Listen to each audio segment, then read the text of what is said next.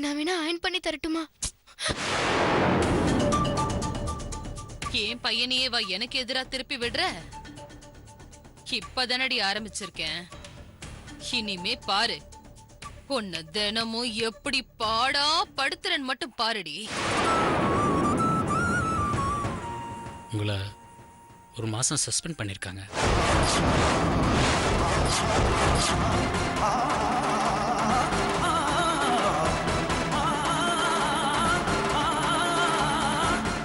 அது வரைக்கும் உங்க இடத்துல என்ன ஆக்டிவ் மேனேஜரா வச்சிருக்காங்க.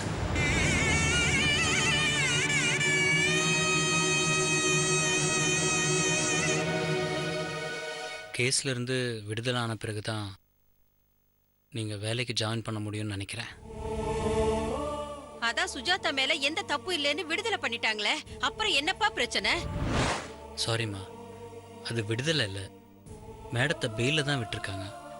அவங்க எந்த குற்றமும் செய்யலைன்னு வக்கீலை வச்சு வாதாடி ஜெயிச்ச பிறகுதான் சுஜாதா மேடம் விடுதலை ஆவாங்க. அது வரைக்கும் பிரச்சனை தான். ஐயோ கடவுளே, என் பொண்ணு இப்பவும் குற்றவாளி தானா? மா, பதட்டப்படாதீங்க. மேடம் குற்றவாளி இல்லை, குற்றம் சாட்டப்பட்டவங்க. சட்டம் சந்தேகப்படுது, அது இல்லைன்னு நம்ம ப்ரூவ் பண்ணிடலாம். நீங்க என்ன சொல்றீங்கன்னு எனக்கு புரியவே இல்லை. என் பொண்ணுக்கு ஒன்னும் ஆயிடாதுல்ல? ஒன்றும் ஆகாதுமா, அவங்க எந்த தப்பும் பண்ணலை, அதனால அவங்களுக்கு எந்த ஆபத்தும் வராது. யூனியன் ஆஃபீஸ்க்கு உங்கள் விஷயத்தை கொண்டு போனேன், அவங்களும் வேண்டிய உதவி செய்கிறேன்னு சொல்லியிருக்காங்க. நம்ம பக்கம் உண்மையும் நியாயமும் இருக்கு, எந்த கெடுதலும் நடக்காது, நம்மளுக்கு நீதி கிடைக்கும் மேடம். அம்மா சுஜாதா, நீ ஒன்றும் கவலைப்படாதம்மா, நான் இருக்கேன். என் சம்பந்தி கோயம்புத்தூர்ல பெரிய பிசினஸ் மேக்னெட், அவருக்கு அரசியலையும் சரி அரசாங்க துறையிலும் சரி பெரிய பெரிய ஆட்களா தெரியுமா. நான் அவர்கிட்ட ஒரு வார்த்தை சொன்னா போதும், அடுத்த நிமிஷம் உன்னோட பிரச்சனைலாம் தீர்ந்துடும். நான் அவர்கிட்ட பேசிட்டுமா? You don't worry Sujatha.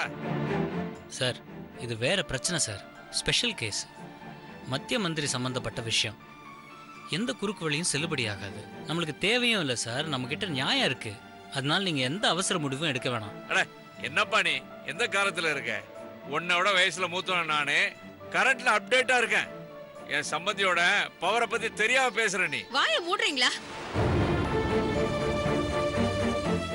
இப்படி பேசி பேசி தானே அன்னைக்கு என் பொண்ணை உள்ள போக வச்சீங்க. இன்னும் பேசி அவளை சங்கடத்துல மாட்டி வைக்க பாக்குறீங்களா? வெக்கத்தை விட்டு உண்மையை சொல்றேங்க. நம்ம பொண்ணை காப்பாத்தணுங்கிற எண்ணம் நம்மளை விட இந்த தம்பிக்கு தான் அதிகமா இருக்கும்னு எனக்கு தோணுது. அப்படி இருக்கும்போது தம்பி சொல்றபடி கேப்போம். நீங்க எதையும் செய்யாம இருக்கிறதே சுஜாதாவுக்கு நீங்க செய்யற பெரிய உதவி. ஆண்டவா, என்னைக்கு இந்த உலகம் என்ன புரிஞ்சுக்க போதும். முரளி, ஒரு மாசத்துக்கு அப்புறம் என் பொசிஷன் என்னன்னு சொல்லியிருப்பாங்களே? ஆமா மேடம், ஒரு மாசத்துக்குள்ளார நீங்க குற்றவாளி இல்லைன்னு ப்ரூவ் பண்ணணும். இல்லைன்னா உங்களை டிஸ்மிஸ் பண்ணிடுவாங்க.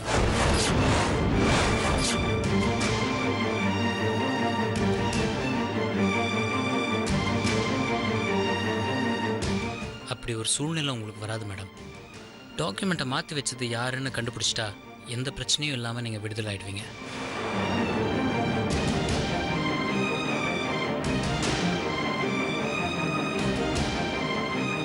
நீங்கள் கவலைப்படாமல் இருங்க மேடம், அது யாருன்னு நான் கண்டுபிடிக்கிறேன். இந்த பிரச்சனையிலேருந்து நான் உங்களை விடுதலை தரேன். அதை சொல்லிட்டு போகலான்னு தான் வந்தேன். நான் வரேங்க. வரேம்மா. வாங்க. பாதமா பகமரீக சரினி சரிகமா சாரினி சதனி பாதமா பகமரீகமா பா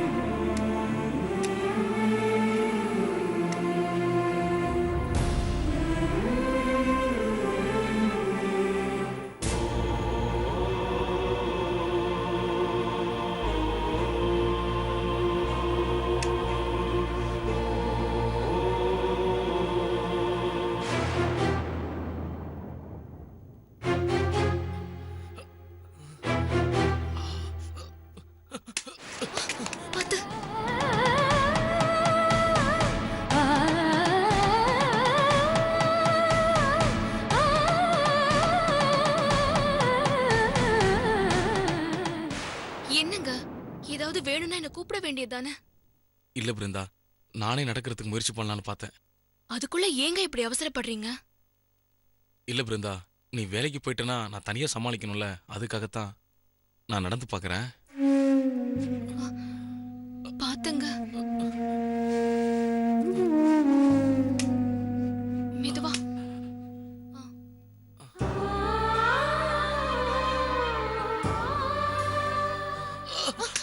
பாத்து.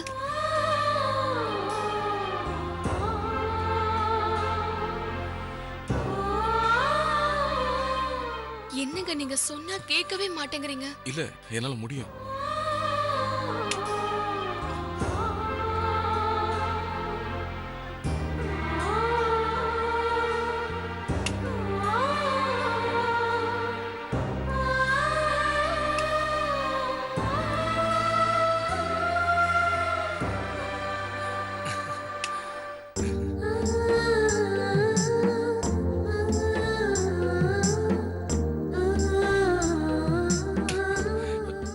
பிருந்தா, கையை விடு.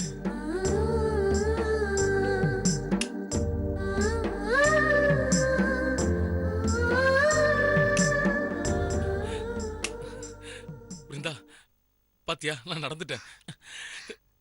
என்னால நடக்க முடியுது. நான் நடந்துட்டேன். நான் மறுபடியும் நடக்கிறேன்.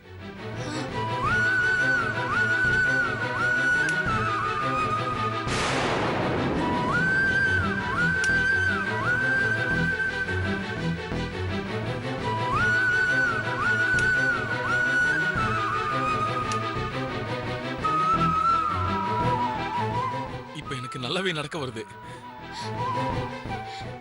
இனிமேல் நான் தனியாவே சமாளிச்சுக்குவேன். இன்னைக்கு கூட நீ ஆபீஸ் போலாம். இல்லங்க, இன்னும் 2 நாள் போட்டும். நான் அதுக்கப்புறமா போறேன். உங்களை இப்படியே விட்டுட்டும் போக முடியாது. அப்படியே விட்டுட்டு போனாலும் என் மனசு முழுக்க இங்கதாங்க இருக்கும். அப்புறம் ஆபீஸ்ல ஒழுங்கா வேலையில கான்சென்ட்ரேட் பண்ணவே முடியாது. கொடுத்த வேலைய சரியா செஞ்சாலே அந்த லலிதா சும்மா கத்திக்கிட்டே இருப்பா. சின்னதா தப்பு பண்ணா கூட காட்டு கத்து கத்துவா. அதுவும் எல்லா ஸ்டாஃப்ஸ்க்கும் முன்னாடி அவமானப்படுத்துற மாதிரியே கத்துவா. ஒரு 2 நாள் கழிச்சே நான் போறேன். இந்த லீவ் எடுத்ததுக்கு வேற என்ன திட்டு வாங்க போறேனோ தெரியல. கண்டவளுங்க கிட்ட எல்லாம் திட்டு வாங்கணும்னு கடவுள் என் தலையில எழுதிருக்கான் போல. கடவுள்லாம் எழுதல, அது நீயே எழுதிக்கிட்டது. வர்ற வருமானத்துக்கு ஏத்த மாதிரி வாழ்க்கையை அமைச்சுக்கணும்னு சொன்னா நீ கேக்குறியா? ஆசைப்பட்ட அனுபவிச்சுதான் ஆகணும். எல்லாம் பரத்துக்காக தாங்க.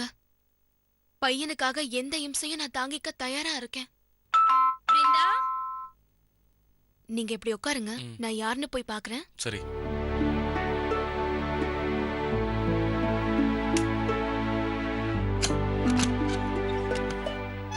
வாங்க விமலா, உள்ள வாங்க. வாங்க உட்காருங்க.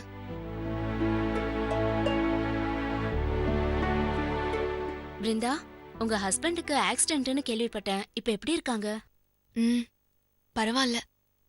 நானே 2 நாள்ல ஆபீஸ்க்கு வரணும்னு நினைச்சேன். லலிதா மேடம் என் மேல ரொம்ப கோவமா இருக்காங்களா? என்ன விமலா, சொல்லுங்க. அது உங்களை வேலையை விட்டு நீக்கிற அளவுக்கு. என்ன சொல்றீங்க விமலா? வேலையில இருந்து என்ன தூக்கிட்டாங்களா?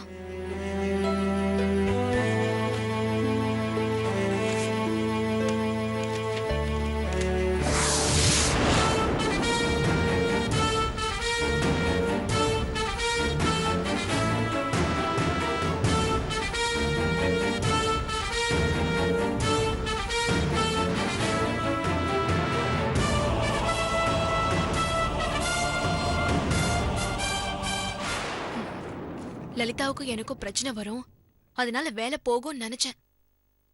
அது இவ்ளோ சீக்கிரம் நடக்கும்னு நினைக்கல. பிருந்தா, இவ்ளோ நாள் நல்லா பழகிட்டு இப்ப என் கையாலேயே இந்த லெட்டரை கொடுக்கறதுக்கு மனசுக்கு கஷ்டமா இருக்கு. சாரி. நீங்க எதுக்கு சாரி சொல்றீங்க? எனக்கு நேரம் சரியில்லை. என் புருஷனுக்கு ஆக்சிடென்ட் ஆயிடுச்சு. எனக்கு வேலை போச்சு. இன்னும் என்னெல்லாம் நடக்க போதோ.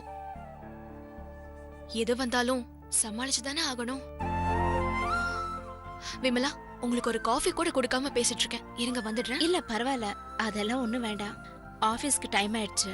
லேட்டா போனா அந்த லலிதா பத்தி உங்களுக்கு தெரியுமே. சரி, உங்க வீட்டுக்காரரை கேட்டதா சொல்லுங்க. சரி, வரேன் பிருந்தா.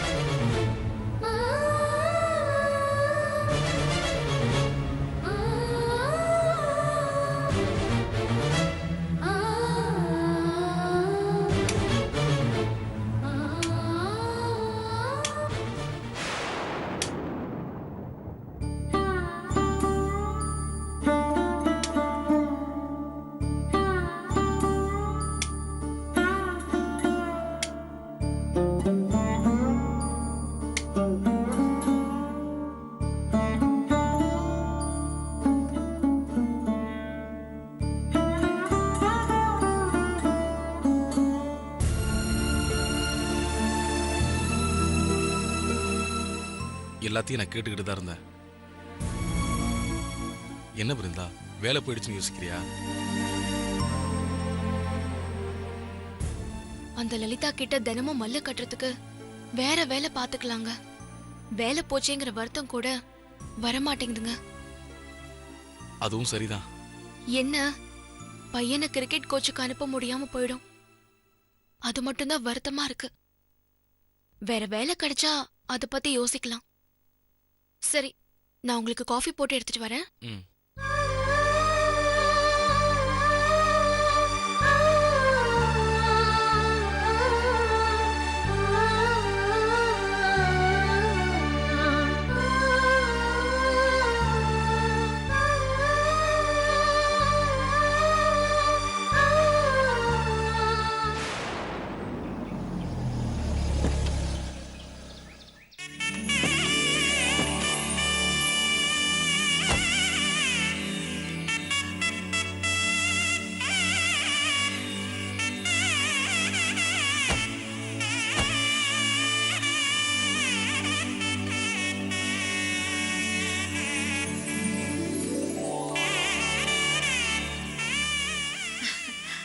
வாமா.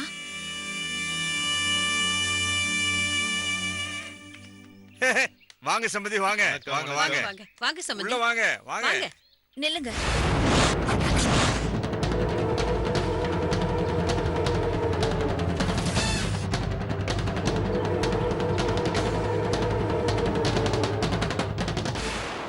நில்லுங்க.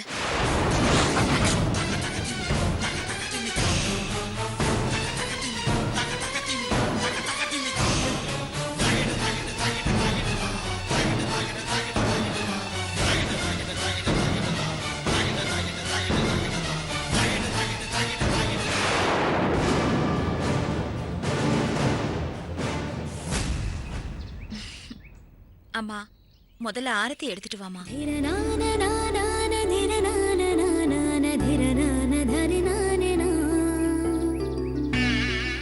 இதோ எடுத்துட்டு வரேம்மா.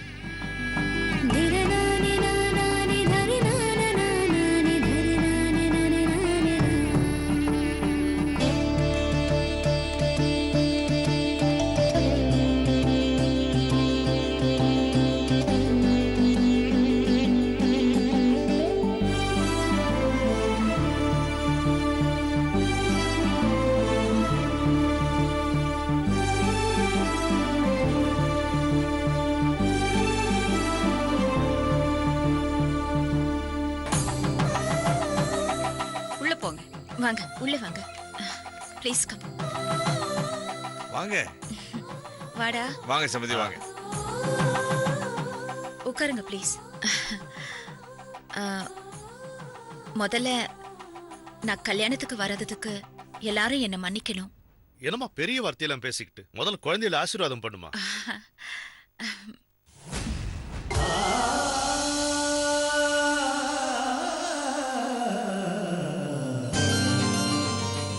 ரெண்டு பேரும் எந்த குறையும் இல்லாம சந்தோஷமா இருக்கணும்.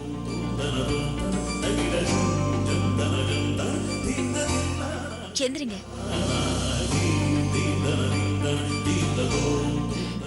உங்க கல்யாணத்தை தான் என்னால நேர்ல பார்க்க முடியல. ஆனா ஒவ்வொரு நிமிஷமும் உங்க கல்யாணம் நல்லபடியா நடக்கணும்னு நான் அந்த ஆண்டவனை வேண்டிக்கிட்டே தான் இருந்தேன். நீ அப்படித்தான் வேண்டிட்டு இருப்பேன்னு எனக்கு நல்லா தெரியுமா. அதுக்காக நான் கொடுத்த பணத்தை பத்தி நீ போலீஸ் கிட்ட மறைக்காம சொல்லியிருந்தா உன்னை கைது பண்ணிருக்க மாட்டாங்கல்லம்மா. அது வாஸ்தவம் தான் மாமா. நான் அத போலீஸ் கிட்ட சொல்லியிருந்தேன்னா விசாரணைக்காக உங்களை கண்டிப்பா எப்படியும் கூப்பிட்டுருப்பாங்க. அதனால உங்களோட கௌரவம் பாதிக்கப்படக்கூடாது இல்லையா? இந்த சொசைட்டில உங்களுக்குன்னு ஒரு தனிப்பட்ட மரியாதை இருக்கு மாமா. அந்த மரியாதை பாதிச்சிடக்கூடாது இல்லையா? அதனால தான் நான் அமைதியா இருந்தேன். அதுவும் இல்லாம நித்யாவுக்கு ஏற்கனவே சில காரணங்களால கல்யாணம் நின்னு போயிருக்கு. மறுபடியும் கல்யாணம் நின்னு போனா இந்த ஊர் உலகமே அவளை ராசி இல்லாதவன்னு பேர் வச்சிருவாங்க.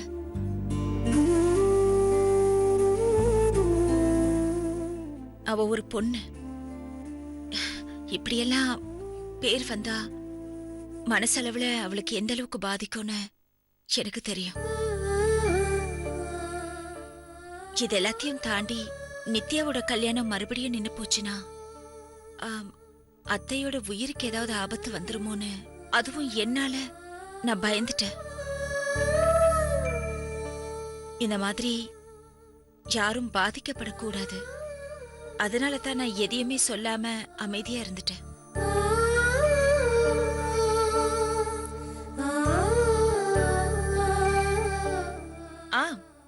ஆனா இதுல எனக்கும் ஒரு சுயநலம் இருக்கு. என் தம்பி ஆசைப்பட்ட நித்யா அவனுக்கு கிடைக்கணும்னு நானும் ஆசைப்பட்டேன்.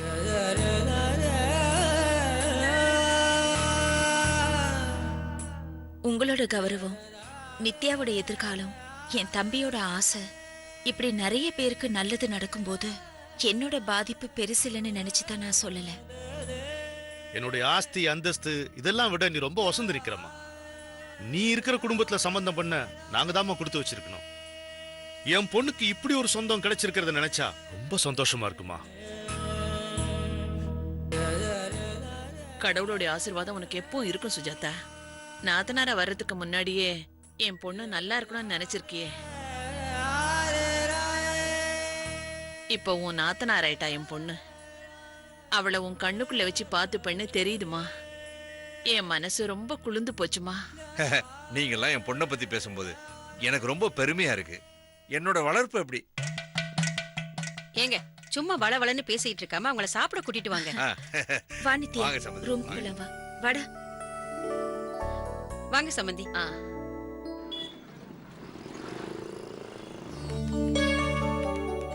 Good morning madam. Good morning. நாங்க sir. Good morning. Good morning. Good morning sir. Good morning.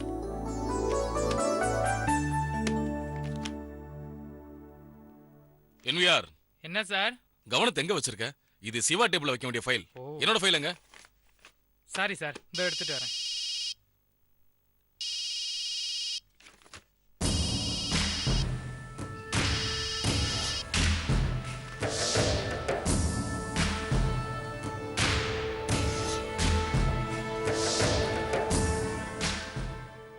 சொல்லுங்க அண்ணாச்சி. 15 லட்சம் தான் அந்த இடத்த முடிச்சிடலாம் சொல்றாங்க. அண்ணாச்சி, நான் அன்னைக்கு சொன்னதுதான் இன்னைக்கு சொல்றேன். அதெல்லாம் முடியாது. 15 லட்சம்லாம் தர முடியாது. 12 லட்சம்னா முடிச்சிடலாம். நெட் கேஷ் ஒரே பேமெண்ட்ல கொடுத்துட்றேன். சம்மதம்னா அமாவாசை அன்னைக்கு நம்ம சைதாப்பேட் ரெஜிஸ்டர் ஆஃபீஸில் என் ஒய்ஃப் பேரில் ரெஜிஸ்ட்ரேஷன் பண்ணிக்கலாம்.